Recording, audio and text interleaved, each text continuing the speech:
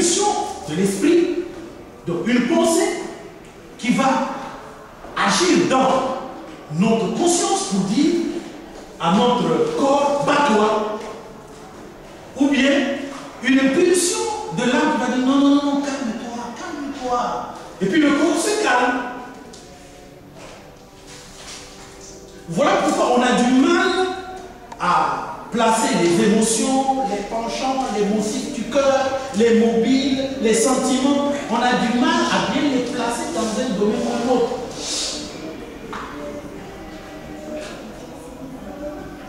Mais au moins les choses qui sont bien reconnues, c'est que la Bible, avec le temps, je peux vous trouver les textes de la Bible. Les pensées sont dans l'esprit. Parce que Dieu a créé par la pensée. Et Dieu est esprit. Il a utilisé les pensées pour créer ce qui est matériel. Donc ce qui est matériel est issu de la pensée de Dieu. C'est par la foi que nous reconnaissons que ce qui existe a été fait sans ce qui existe. Donc la pensée, ça ne veut pas dire le néant. Le néant n'a jamais créé quelque chose. C'est la pensée de Dieu qui a créé. La pensée, l'ordre. Donc la pensée est plus forte qu'une parole. Et la parole est plus forte qu'une action. Parce que l'action, c'est le corps qui l'a fait. Donc tout provient de l'esprit. Quand l'esprit dicte à l'âme, l'âme dicte une parole et le corps exécute la parole. Je prêche. Ça vient de l'esprit. Et c'est une parole qui dit prêcher et le corps se met juste là entre les mains. D'accord. On a compris ça. Donc on enlève les ambiguïtés. C'est partout, partout. Je ne sais pas pourquoi les gens, partout, je ne sais pas pourquoi vous avez cette idée-là. Et quand vous lisez dans votre Bible, où on parle de cœur, franchement, ça parle du cœur. Quand on dit le cœur qui bat, c'est autre chose. Dans la Bible. Quand mon cœur est chagriné, ça ne veut pas dire que, mais si ton cœur est chagriné, c'est celui qui réduit le sang, mais tu vas mourir. Parce que il y aurait des battements de cœur. Ça ne marche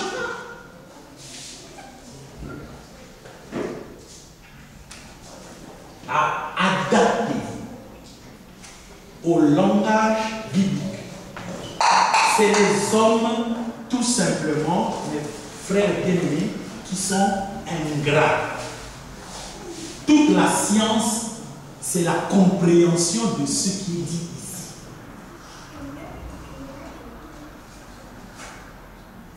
Aujourd'hui, il n'y a pas très longtemps, j'ai suivi un film où toute une galaxie était dans un petit objet. C'est un film de science-fiction. Un petit objet. Et quand on regarde, il y a toutes les étoiles à l'intérieur. On a dit aux hommes, bon, la galaxie tant est descendue sur la Terre. Aujourd'hui. Et l'appareil qui parlait aux gens de la Terre a dit, mais quand est-ce que vous les humains, vous saurez que l'espace et le temps n'est rien? L'homme a du mal. Entre le plus petit et le plus grand, l'homme a du mal pour le servir. Vous savez, frère, j'étais en train de parler avec mon frère. Toutes les personnes qui sont sauvées, ils sont au ciel.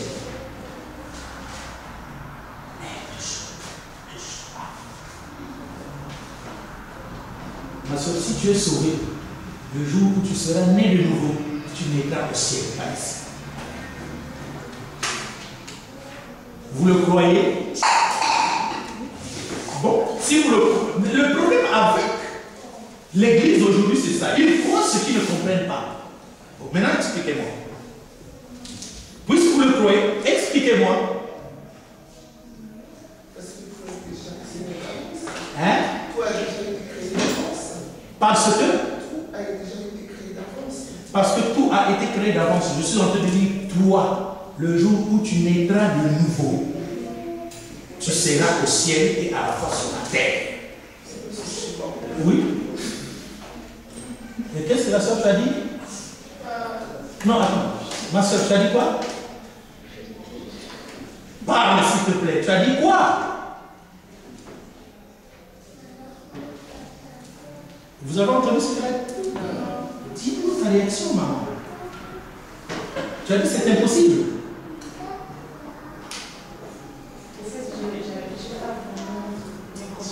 Non, ce que tu as dit, la réaction. Il a dit, c'est impossible. C'est ça le problème. Oui, ma soeur? Pour répondre toujours, je voulais dire, c'est notre corps céleste qui sera au ciel. Pendant que nous, le corps terrestre... C'est quoi le corps céleste? Le corps céleste, c'est le corps immortel qui ne peut plus mourir. Quand on atteint la perfection, l'état d'homme parfait, donc on a un deuxième corps céleste qui lui se trouve au ciel, et le corps terrestre sur la terre ici-bas vit ici-bas sur la terre. C'est-à-dire, ce que tu as dit, c'est ça. Mais tel que tu le dis, je comprends que tu comprends. Mais ce que tu as dit, c'est ça. Donc, tu es déjà quelqu'un sur qui les révélations ont collé la conscience, sa compréhension, pardon. Ce que tu dis, c'est juste, mais tu l'as mal.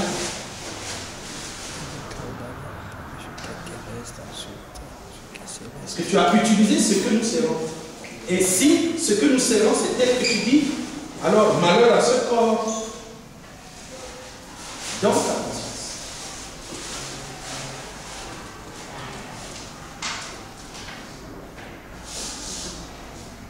Jésus a dit, nul n'est monté au ciel, sinon celui qui est descendu du ciel, le Fils de l'homme qui est dans le ciel.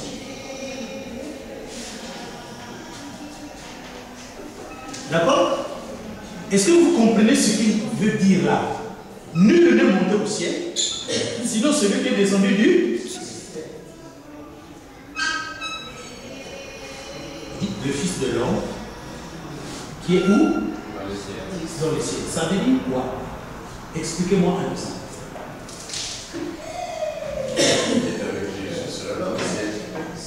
Frère, expliquez-moi Jean 3, verset 13. C'est quand vous dites celui qui est avec Jésus sera dans le ciel, c'est pas de ça.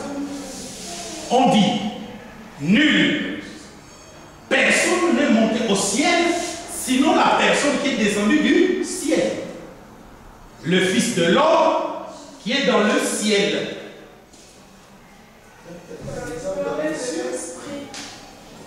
Vous parlez de cinq personnes qui étaient dans le ciel.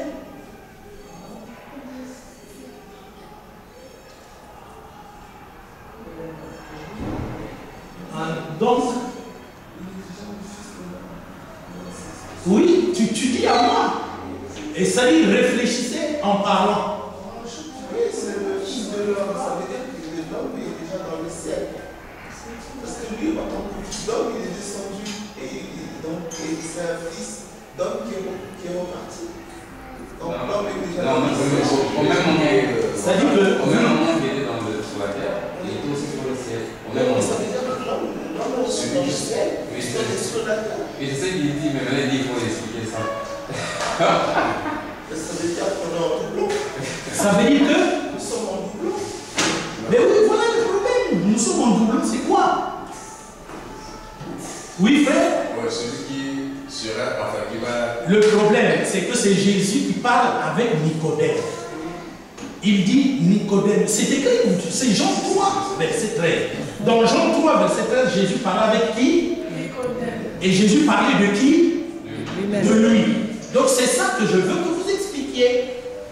Et il a dit, nul n'est monté au ciel, sinon celui-là qui est descendu du ciel. C'est-à-dire qu'il n'y a pas un homme qui est monté au ciel. Le seul homme qui est monté au ciel, c'est l'homme qui est descendu du ciel. Cet homme en question, c'est le Fils de l'homme que moi je suis, qui est dans le ciel. Voilà. C'est ça que je vous demande d'expliquer. Comment il peut, alors qu'il est sur terre, il dit qu'il est dans le ciel. Pour voir si vous avez compris.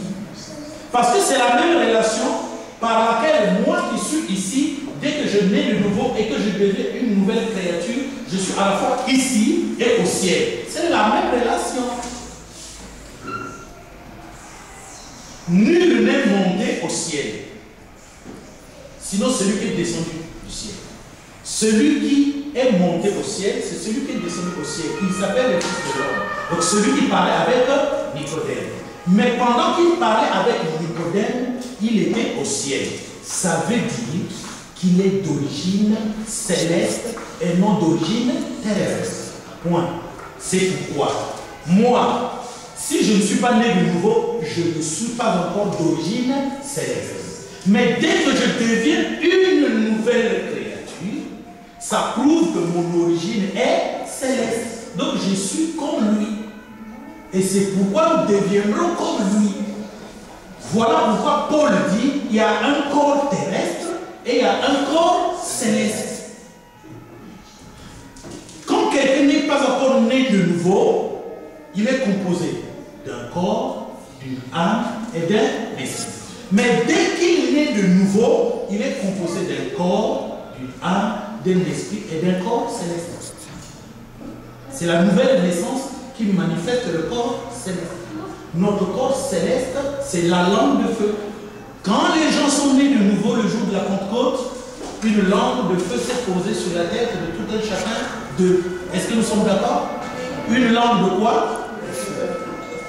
Est-ce que vous voyez cette langue de feu? Oui, aussi. Oui, on avait son pas les gens qui ont témoigné. Allons-y. Est-ce que les gens qui ont témoigné, bon là, c'est que la personne a vu les gens de feu? La Bible dit dans Actes chapitre 2, 1 à 4, qu'on a vu les langues de feu. C'est très simple. Nous sommes dans le domaine du cerveau. D'accord? Si tu lis, on va te dire que et les langues de feu se posèrent sur tout un chacun d'eux. Celui qui écrivait était là, oui ou non? Qui a écrit les Actes des Apôtres? Qui a écrit les Actes des Apôtres?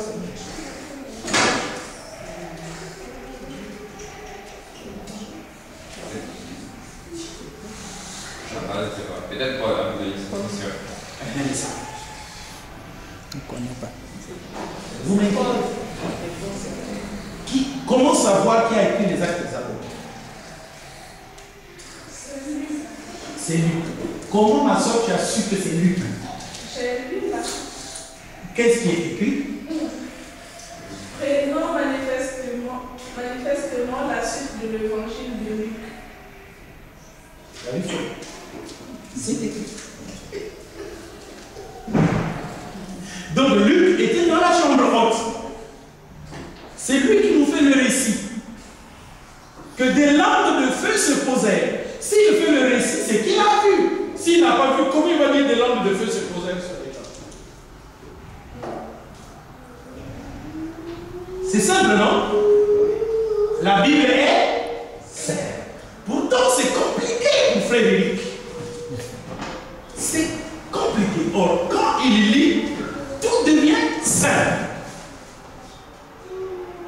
Bien-aimés, nous avons dans notre tête un royaume de fausses croyances qu'on a acquis comme ça n'importe comment pendant qu'on dit on est en Christ, on est en Christ, on est en Christ. On est en train d'acquérir des fausses croyances. Maintenant, sortez ces fausses croyances, remplacez ce qui est écrit.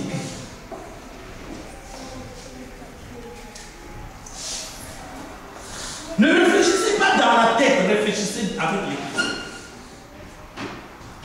Théophile, j'ai parlé dans mon premier livre de tout ce que Jésus a commencé de faire, d'enseigner dès le commencement jusqu'au jour où il fut enlevé au ciel après avoir donné ses ordres par le Saint-Esprit. Qui a écrit un premier livre et un deuxième livre qui est les Actes des Apôtres? Il n'y a que Luc. Parce que Matthieu n'a écrit que l'évangile selon Matthieu. Marc n'a écrit que l'évangile selon Marc. Jean a écrit l'évangile selon Jean. Et puis il a écrit encore premier épître, deuxième épître, troisième épître. Donc, où c'est Jean, où c'est Luc. Parce que Luc a écrit et il dit encore ici. justement par le fait qu'il mentionne Théophile qu'on reconnaît que c'était Luc. Et donc Luc était le jour de la Pentecôte et il dit, le jour de la Pentecôte, ils étaient tous assemblés dans un même lieu. Tout à coup, il vint du ciel un bruit comme celui d'un vent impétueux. Et il remplit toute la maison où ils étaient. Des langues semblables à des langues de feu leur apparurent, séparées les unes des autres, et se posaient sur chacun d'eux. D'accord? D'accord? Donc les langues de feu ont été à l'œil. Voilà. Ces langues de feu-là, c'était quoi? Les nuées. Les nuées. Spirituelles. Vas-y, ma soeur. Ma soeur? Le corps céleste. Le corps céleste. Le corps spirituel, c'est différent du corps céleste. Amen. C'est quoi la différence? Voilà la bonne question. Le corps spirituel, c'est que quand je suis né de nouveau, je suis devenu une nouvelle.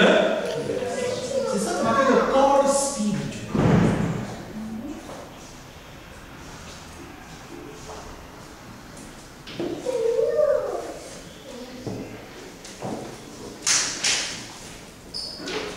D'accord? Et on va expliquer ça par les versets. Quand quelqu'un est en Christ, il est une nouvelle créature. Cette nouvelle créature-là, toi, tu es une nouvelle. On dit que tu es une fille ou une fille spirituelle.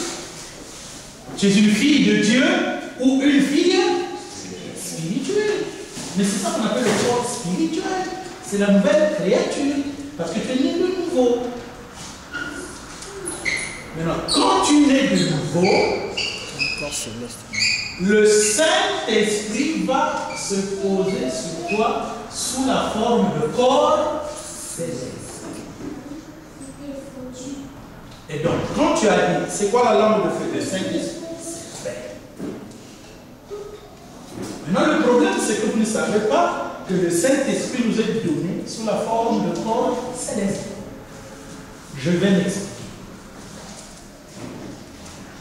Nous avons reçu un Saint-Esprit qu'on appelle les arts de l'Esprit. Parce que la totalité du Saint-Esprit, on ne l'a pas encore reçu. Dieu nous a donné les arts de l'Esprit en attendant le jour où tout l'Esprit viendra en nous. Comme Jésus a reçu l'Esprit Saint, oui, frère? Non. Comme Jésus a reçu l'Esprit Saint, donc quand on dit qu'on a reçu le Saint-Esprit, on a reçu les arts du Saint-Esprit. Et les arts du Saint-Esprit, c'est le corps céleste. C'est une partie de l'Esprit Saint. Ne vous embrouillez pas pour le mot corps. Corps, ça ne veut pas tout simplement dire la chair. Vous savez qu'une étoile est appelée un corps céleste. Oui. Le soleil aussi est appelé un corps céleste. Mais le soleil, nous connaissons sa composition, n'est-ce pas? Il n'y a pas de sang dans le soleil. Mais c'est un corps. Donc le mot corps ne peut pas dire chair.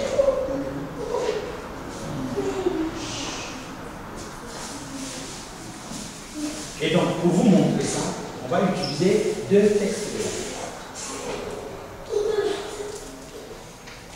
1 Corinthiens, chapitre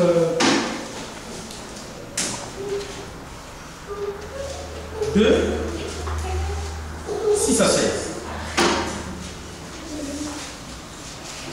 Les enfants, vous voulez laisser maman travailler? Parce que maman va nous lire 1 Corinthiens chapitre 2, 6 à 7.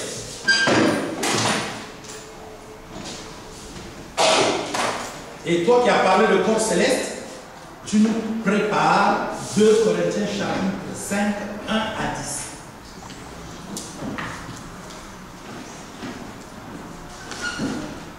Allons-y. 1 Corinthiens chapitre 2, versets 6 à 16. C'est pourtant bien une sagesse que nous enseignons parmi les hommes mieux, mais une sagesse qui n'est pas de ce temps, ni des chefs de ce temps. Donc vous comprenez, il y a une sagesse qui n'est pas de ce monde.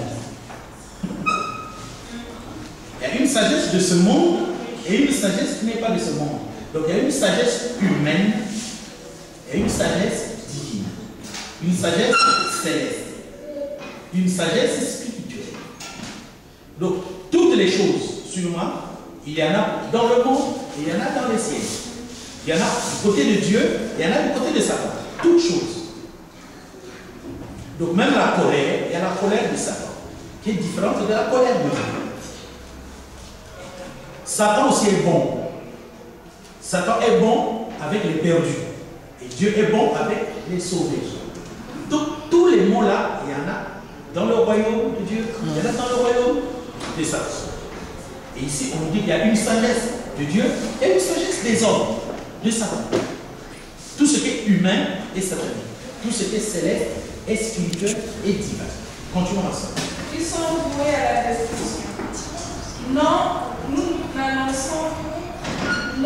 Annonçant la sagesse de Dieu mystérieuse et cachée, celle que Dieu, avant tous les temps, avait préparée d'avance pour notre gloire. Cette sagesse, c'est une sagesse qui avait été préparée d'avance pour notre gloire.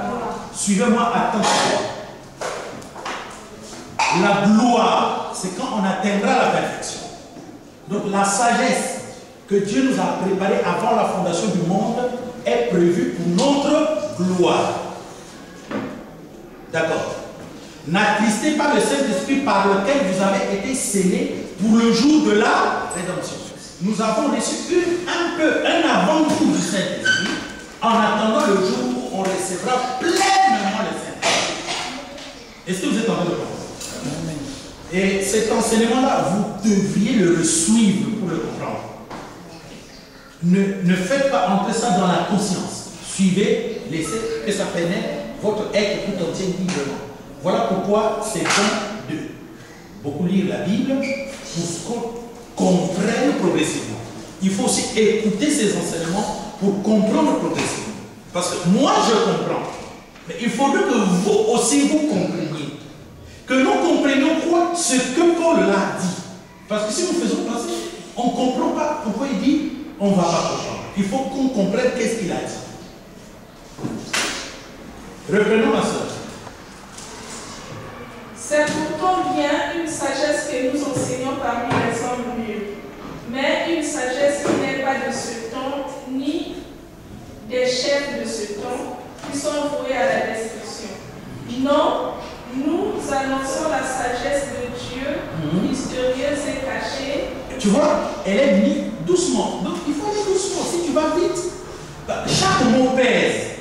Donc, chaque mot a un sens. Vous comprenez dans les choses que Pierre a enseigné. C'est-à-dire qu'il ne faut pas aller vite. Il faut comprendre chaque chose pour qu'à la fin vous compreniez. Allons doucement un peu, ma soeur. Nous annonçons la sagesse de Dieu, mystérieuse et cachée, celle que Dieu, avant tous les temps, avait préparée d'avance pour notre gloire. Cette sagesse, aucun des chefs de ce temps ne l'a connue, car s'il l'avait connue, il n'aurait pas crucifié le Seigneur de la gloire. Mais, comme il est écrit, ce que l'œil n'a pas vu, ce que l'oreille n'a pas entendu, ce qui n'est pas monté au cœur de l'homme, Dieu l'a préparé pour ceux qui l'aiment.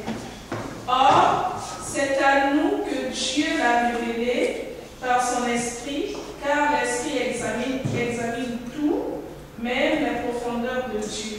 Car l'Esprit examine tout, même les profondeurs de Dieu.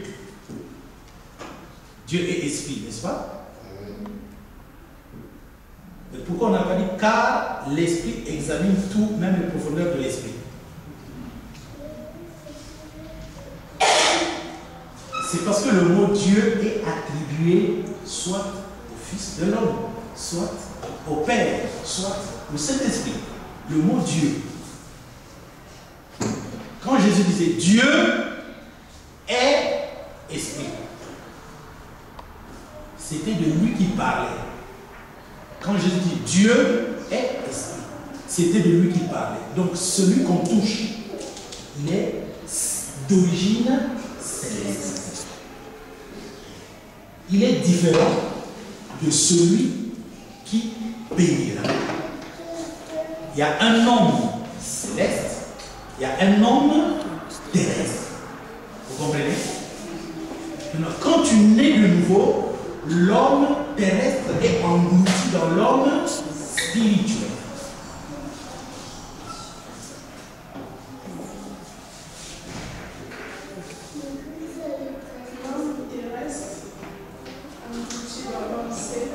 Spirituel. Regarde, je suis Maoumou Gazi. Je suis un homme terrestre. Dès que je suis né de nouveau, il dit tu n'es plus Maoumou Gazi, tu es Adam. Tu es l'homme spirituel. Je suis l'homme spirituel. Donc l'homme terrestre n'existe plus. Son traitement n'existe plus. Quand Dieu me considère, il ne considère plus que je pêche ou pas, il ne considère plus. Il considère celui-là qui est né de nouveau, qui est en train de construire une habitation spirituelle. Le temple du Saint-Esprit. Donc ça dit que tel que nous sommes là, vous voyez, nous, quand on croit, on vient à l'église, on prêche, on fait du bien, tout ça, nous construisons un homme dans lequel l'homme là que nous sommes va habiter. Il y a un homme spirituel que nous construisons. Cet homme spirituel là doit être composé de Christ. Donc un peu de Christ, un peu de Christ, un peu de Christ, jusqu'à ce que la totalité de Christ soit formée dans cet homme-là. C'est ça qu'on appelle l'homme spirituel. Maintenant, cet homme spirituel, pour quitter par exemple la terre, il a besoin d'entrer dans un homme céleste. Jésus, il était le Christ, n'est-ce pas? Mais pour repartir sur son trône, il fallait qu'il entre dans son corps céleste, qu'on appelle la nuée. C'est ça qu'il a avalé. Et donc, ce qui a avalé Jésus, nous aussi nous l'avons. C'est cette flamme de feu là. Donc c'est ça le corps céleste. Ce corps céleste est un corps fait pour les corps spirituels. Moi, j'étais d'abord terrestre quand j'étais dans le monde. Quand je suis né de nouveau et que l'esprit est entré en moi, je suis devenu un homme spirituel. Une nouvelle créature. Une nouvelle créature. Les choses anciennes sont passées. Voici toutes choses sont devenues nouvelles. Mais l'autre là, moi je suis né à Yurekuma. C'est la même personne qui grandit. Ce que ma mère a pondu, c'est ça. D'accord? Mais aujourd'hui, ce que vous regardez là, il y a quelque chose de spirituel qui le couvre. Et c'est ça la nouvelle créature.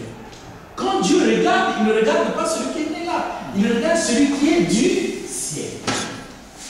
Ce qui est là, c'est ça qui est au ciel. La nouvelle créature est au ciel. Ça a déjà couvert moi, mais ça y est au ciel. Quand Jésus est descendu ici, tout le ciel est descendu. Les anges étaient tous là où était Jésus. Mais est-ce qu'on voyait les anges? Non. Mais ils étaient là, lui-même le dit. Donc, la distance n'existe pas dans la nouvelle créature. Nous attendons qu'on atteigne la perfection. Mais pour Dieu, nous avons déjà atteint la perfection parce que ceux qui vont l'atteindre par rapport, c'est parce qu'on est sur la terre il y a des jours qui vont s'accumuler. Mais pour Dieu, un jour est égal à... Donc pour Dieu, c'est rien. Il nous voit déjà comme nous sommes, parce que lui, je ne sais pas si vous comprenez. Pour lui, le temps et l'espace n'existaient pas. Depuis le ciel où il est, quand il nous regarde, normalement, il doit d'abord voir la galaxie, tout l'univers dans lequel nous sommes. Il doit d'abord voir ça. Mais il nous voit directement. Je ne sais pas si vous comprenez. Donc c'est ça. En d'autres termes, toute personne née de nouveau a sur sa tête son corps céleste. Mais toute personne née de nouveau est devenue une nouvelle créature. Donc c'est un corps spirituel. Et continuons là.